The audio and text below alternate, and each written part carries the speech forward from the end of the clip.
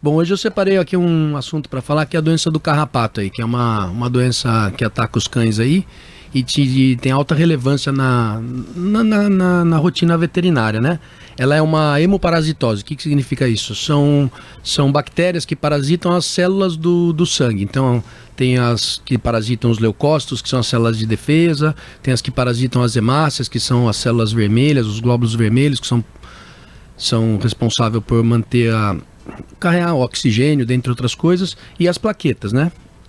E ela é transmitida pelo carrapato infectado. Tem que estar o carrapato infectado. Normalmente é o carrapatinho marrom, né? Que o nome técnico dele é Rhipcephalus sanguineus, né? E para entender, a gente tem que entender assim, porque 95% do carrapato está no ambiente, 5% está no seu cão. Então eu vou falar aqui só rapidinho do ciclo do carrapato, porque o carrapato, diferentemente do que a gente pensa, ele não vive no cachorro, ele vive no ambiente. Ah, não é no hospedeiro então, né? Não, o cachorro é só um hospedeiro, não é a casa dele, sim, entendeu? Então vou começar assim pela fêmea adulta que já está no cachorro. Então ela está lá no cachorro se alimentando para ir engravida. Vai lá. Normalmente aquele feijãozinho que a gente vê, que é o cinzinha, sim, é uma fêmea já cheia de ovos. Que é o mais nojentinho, né? E você uma verruga. Se aperta, parece que sai uma graxinha de dentro, sim, aquilo lá é um monte de ovo. Então elas estão no cachorro se alimentando e vão engravidar lá no cachorro. Ah, então aquela é fêmea, por isso que ela é grandona assim? Você não vê quando às vezes você tira aquele feijãozinho, que é a fêmea, você não tem um carrapatinho marronzinho grudado embaixo? Verdade, aquele lá é o machinho. Ixi, então eles estão fazendo besteirinha e a gente tá atrapalhando. Tá removendo ele. Então, ela tá no cachorro se alimentando, a fêmea engravida, aí ela desce do animal, ela sai do animal e coloca no ambiente aproximadamente na média de 3 mil ovos, de 2 a 5 mil ovos. Caramba. Aí as larvas, que são os famosos miquins aí que a gente fala, eles nascem, né? Aí eles sobem pela primeira vez no mascote, né? No caso, um animal de sangue quente. A gente aqui está falando do cão, vão subir no cão. Vão se alimentar, as larvas vão descer e vão se transformar em ninfas. Uhum. Essas ninfas sobem de novo no cão para se alimentar, descem do cão, fora do cão se transformam em carrapato adulto, aí sobem no cão de novo, já como fêmeas adultas, e recomeça o ciclo. Então é importante a gente saber disso, porque para fazer a vistoria, né? Porque para ter a doença do carrapato tem que ter o carrapato. Então, se a gente controlar o carrapato, a chance de não ter a doença é grande. É uma doença, assim, que os sintomas dependem muito do organismo do animal, né?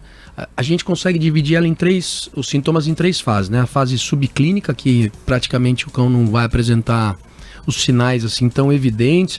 Ele pode apresentar, assim, um inchaço na pata, pode começar a notar uma perda de apetite, as mucosas assim, do olho, da boca começarem a ficar mais claras, enfim, se tem sintomas, são bem brandos. Aí dessa fase passa para a fase aguda, aí a gente já vê febre, já vê a falta de apetite mais perceptível, com consequente perda de peso. Aí nessa fase ele já começa a ficar triste. Normalmente o tutor chega pra gente e fala, meu cachorrinho parece que tá ficando triste. Fica de cantinho. E às vezes acontece alguma coisa assim, por exemplo, perdeu um cachorrinho ali, um coleguinha que vivia junto durante um tempo, e eles associam essa tristeza com isso. Tanto que o nome popular dessa doença também é tristeza parasitária, né? Aí pode apresentar sangramento nasal, na urina, dificuldade para respirar. E daí, dessa fase, vai para a fase crônica, onde os sintomas são perceptíveis, todos esses que eu falei, muito mais evidentes, né? Aí chega meio que uma depressão mesmo no cachorro, fica muito triste, e aí hemorragias pelo corpo, né? Petequias, essas coisas, manchas vermelhas, né? Mancha vermelha no couro, né? A gente percebe. Eu tinha um que, nossa, ficava nessa situação aí. Pode sangrar o nariz, Inclusive eu falo assim, que eu costumo fazer analogia, lógico que não é a mesma coisa, mas com a dengue na gente, porque assim, o cachorro pode ter uma infestação. Quanto mais carrapato picar o cachorro, maior a chance dele desenvolver a doença. Assim como na dengue. Se a gente tomar um monte de picada do Aedes aegypti, maior a probabilidade da gente adquirir. Mas basta um infectado te picar para você ficar doente, assim como no cão. É igual ao mosquito da dengue, nem todos os mosquitos estão infectados com a dengue, o carrapato tá da mesma forma.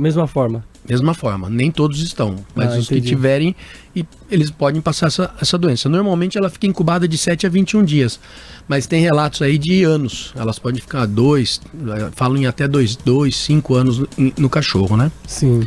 O diagnóstico é feito pelos sinais clínicos de teste sorológico ou PCR e através da presença da bactéria no esfregaço sanguíneo. O tratamento é simples, é longo, mas é simples, é um antibiótico, né? E o mais importante aí é prevenir, né? Verificar a presença de carrapato constantemente nos cães, evitar áreas onde sabidamente tem carrapatos, né?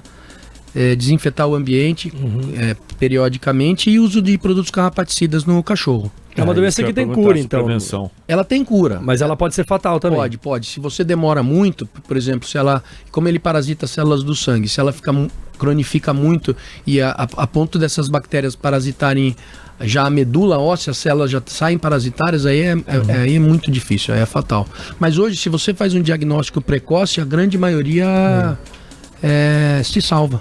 Aquelas coleiras, acho que antipulga, anticarrapato, funciona? Elas são repelentes, assim. Na minha opinião, elas funcionam. Sim. Mas na minha opinião, para uma infestação grande, hoje tem medicamentos mais efetivos. Que dá por via oral, assim. Tem vários no mercado aí. Ela pode ser usada, a coleira é válido ser usada como uma precaução, uma prevenção, mas não para infestação muito grande. E lembrando, sempre, como a gente falou no começo ali, 95% está no ambiente. Então, quando você trata o cachorro, tem que tratar concomitantemente o ambiente, né? Com produtos com carrapaticidas, enfim. Porque se você trata só o cachorro, o que está no ambiente vai voltar no cachorro. E quando a infestação é grande, a gente nota que os tutores relatam isso. Dei um remedinho de carrapato pro meu cachorro, mas eu tô vendo que tem até alguns mortos, mas não para de ter, porque os que estão no ambiente estão subindo para fazer aquele ciclo que a gente comentou aqui. Mas esse medicamento que você falou que são mais eficientes, o que o cão ingere esse alimento, certo? Esse medicamento que ele causa no sangue, não sei. Exatamente. Pro carrapato morrer, não existe hoje uma substância que mate por contato. Entendeu? Então, esses medicamentos de via oral, eles vão para a corrente sanguínea, via sistêmica, e o carrapato picando, ele morre muito mais rápido. Tá, porque aí no sangue tem algum agente que vai tem um medicamento. O medicamento tá ali, tá presente no sangue. E não causa nada pro animal? Não, a grande maioria não. Tem raros relatos de alguma... De contraindicação, né? Não de contraindicação. A contraindicação é a hipersensibilidade ao componente, entendeu? Mas assim, a gente vê muito, muito raro encontrar um efeito colateral aí. Acontece muita infestação de carrapato quando dá enchente na cidade. Eu falo por causa do cachorrinho que ficava na casa da minha mãe também. Não foi na última, a penúltima enchente que deu. O que aparece de carrapato, né? Principalmente as casas que acabam sendo atingidas, né, pela enchente. Eu não sei se vem na água. Não sei se tem alguma coisa a ver. Eu também noto isso aí. E no verão... O ambiente fica úmido, alguns ambientes que propicia, né? O verão também é mais propício, né? E as enchentes normalmente ocorrem no verão. Então é comum mesmo, porque daí ele vai fugir da água, né? Que nem a gente pensa que eles ficam na grama, mas não, eles procuram frestas nas paredes, em lugares altos para botar os ovos, entendeu? E normalmente é no lugar que o cãozinho fica mais lá. Eu queria reforçar, eu tô tentando procurar a postagem aqui, que a gente tava conversando esses dias em off sobre vacinação de raiva de cães e gatos. Certo. Tá dando no CCZ. Eu vi, né? Eu vi essa semana uma postagem não me lembro, não me recordo de quem, mas que eles estão fazendo a vacinação de raiva no CCZ. Parece que é dia de segunda a sexta. Agora eu tô tentando achar a postagem, tô procurando o perfil da prefeitura também, não tô encontrando. Mas procure se informar, você que tem cãozinho e gato, para ser vacinado contra a raiva, porque a gente até comentou em off que aquelas campanhas a gente não tava vendo mais, né, aquelas campanhas de bairro. Mas quem precisar pode procurar o CCZ de forma gratuita, parece que está sendo dada então a vacinação, tanto de cães quanto de gatos para a raiva. É importante a gente falar isso também, porque a gente ficou um tempo, né, sem ter essas campanhas dos que iam nos bairros, lembra, Daniel? Tinha um período, né? Que... É muito legal isso, porque quando eu vim aqui, acho que uns 2 meses e pouco, 3 atrás, a gente comentou da vacinação e a gente comentou sobre isso, que estavam paradas as campanhas. E eu vi essa postagem essa semana, muito legal isso aí, voltar essa vacinação gratuita aí para a população, porque é de suma importância a vacinação contra a raiva. A Yasmin me mandou aqui, obrigado, Yasmin. Deixa eu só falar certinho, então, é vacinação contra a raiva. O CCZ de Capivari fornece a vacina, então, contra a raiva. Você pode agendar o horário e levar o seu animal para ser vacinado. O telefone é o 3492-9310. 3492-9310. Quem postou foi o CCZ Capivari, lá no Instagram, @CCZ Capivari. A vacina contra a raiva é obrigatória e vale para cães e gatos de todas as raças. Então, lembrando que você tem que ligar e agendar um horário. O telefone eu vou repetir, é o 3492-9310. 3492-9310. Interação dos nossos ouvintes aqui, Daniel. A nossa ouvinte Denise. Sai mais barato dar o comprimido, né, caro, para o cão, do que uma cirurgia no baço com doença do carrapato? Custa em média R$4.000. Existe essa cirurgia? A cirurgia no baço são duas coisas diferentes aí. Com certeza uma cirurgia no baço é muito mais custosa do que um remédio para carrapato. Mas não significa que ele ter a doença do carrapato vá ter que fazer uma esplenectomia, uma retirada do baço. O baço a gente retira por outros problemas, por neoplasia, né, câncer, rompimento por acidente, mas assim, relacionar a doença do carrapato com retirada do baço, a gente não pode fazer isso. Mas sim, uma retirada de baço vai variar muito de preço, de 2 a 4, depende do lugar, R$1.000 assim. Mas é caso extremo, né? É caso extremo, mas não pela doença do carrapato. Eu não vou saber falar realmente de preços, mas assim, é porque o preço varia por faixa de peso.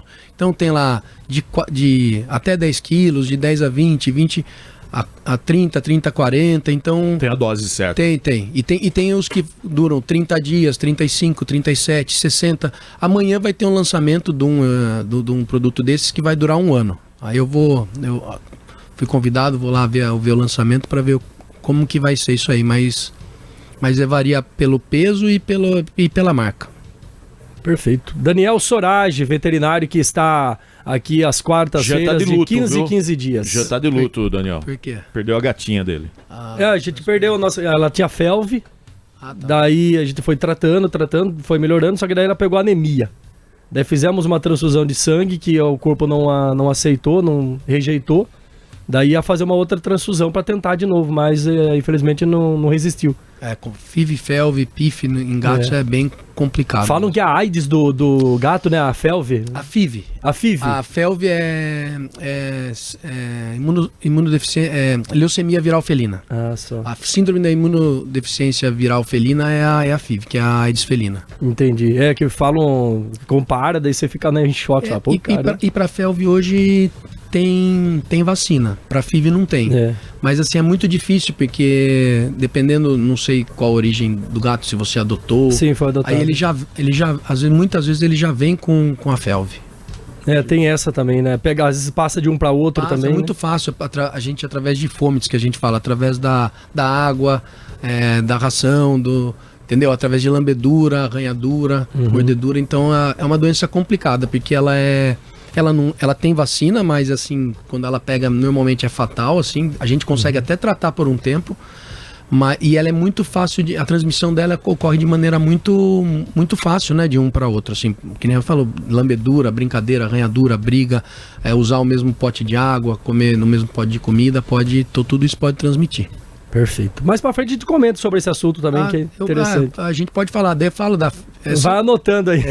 Não, é bom saber. É bom ter esse respaldo aí, porque pra gente falar de coisas que sejam interessantes para todos os ouvintes. Vão surgindo situações aí que acredito que para muitos pode até já ter passado por isso, né? Com seus pets aí. Com certeza.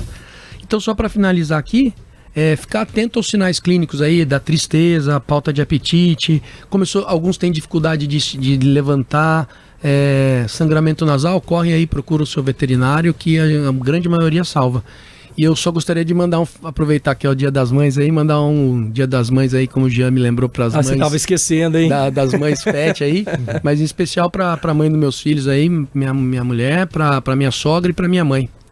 Feliz Dia das Mães aí para todas. Registra o nome delas, pô, também. Minha sogra, Dona Nancy, minha esposa Patrícia e minha mãe Antônia. Muito vai que esquece o nome. Confunde. Principalmente da sogra. Muito bem, abraço para elas e a todas as mães aí que não acompanham. Bom dia, Daniel. Até a próxima.